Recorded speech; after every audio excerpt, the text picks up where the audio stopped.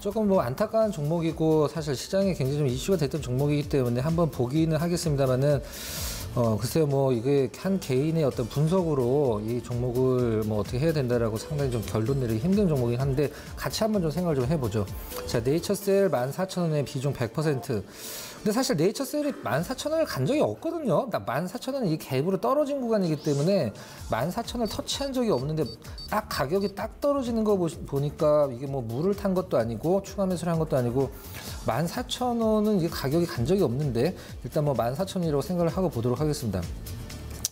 14,000원이라는 가격은 사실 이제 네이처셀 최근에 수급을 보면 우리 이제 수급 분석 많이 하시는 분들 이렇게 생각을 하실 수도 있어요.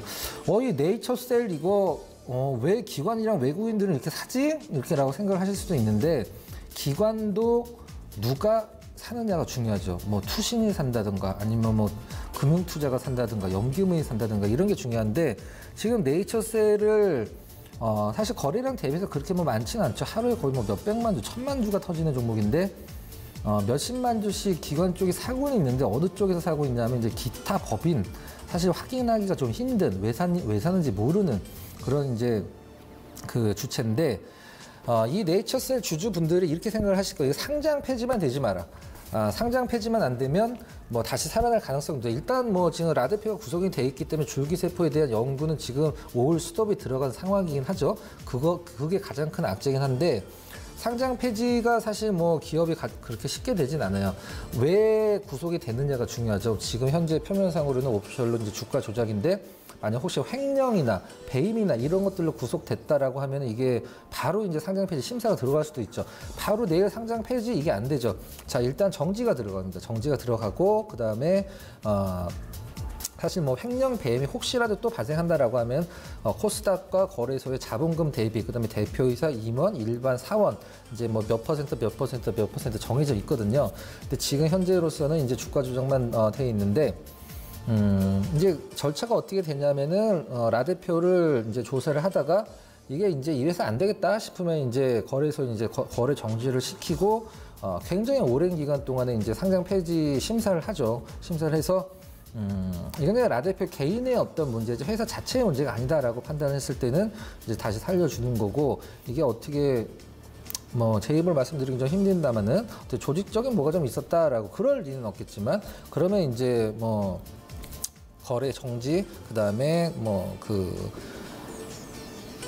상장 폐지 가기 전에 약간의 그 거래하는 거죠. 갑자기 이름 생각이 안 나는데 거쳐서 상장 폐지가 될 텐데 중요한 것은 제가 봤을 때 이게 제 경험으로 봤을 때 어떤 기업이 잘못되기 전에 평균 이건 이제 뭐 그걸 바라지는 게 아니라 여러분들 어떤 기업이 잘못되기 전에 항상 엄청난 흐름이 한번 나오는 경우가 상당히 많이 있어요. 우리가 그걸 이제 상장 폐지 전에 이제 불꽃슛이 나온다고 표현을 쓰는데 그걸 바라는 건 아닙니다만은 저는 이 14,000원이라는 기업적인 문제보다는 14,000원이라는 가격이 더 문제라고 생각을 하고 있어요.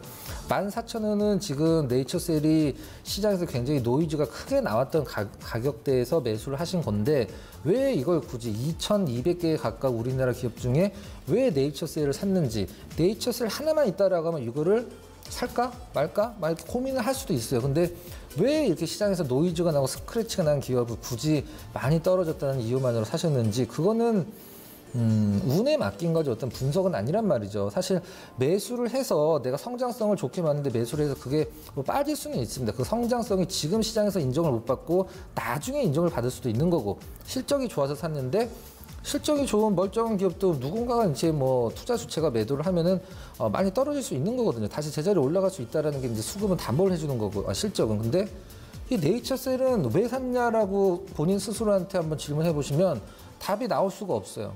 그냥 많이 떨어졌기 때문에 바이오 기업 특성상 반등이 나올 수 있겠지 세게 이런 의미밖에 없는데 상당히 좀 안타깝고 비중 100%라고 해서 저도 가슴이 좀 많이 아프긴 합니다만은 차트 잠깐 보면서 의미는 없습니다. 의미는 없긴 하지만 네이처셀이 정말로 많이 올라가기 전에 가격까지는 지금 떨어져 있기 때문에 지금 구간에서 그렇게 특별히 하방 압력이 크진 않을 것 같아요. 그리고 최근에 떨어진 거는 사실 실질적으로 어떤 바이오 쪽에 노이즈도 한몫을 했기 때문에 중요한 것은 우리 뭐 시청자님 질문 주신 분이 아마 이렇게 생각하실 더 떨어져도 된다. 상장 폐지만 되지 말아라고 생각을 하실 것 같아요. 뭐 그건 우리가 여기서 논할 문제긴 아니긴 합니다만은 기업이라는 게 그렇게 쉽게 상장 폐지되는 건 아니에요.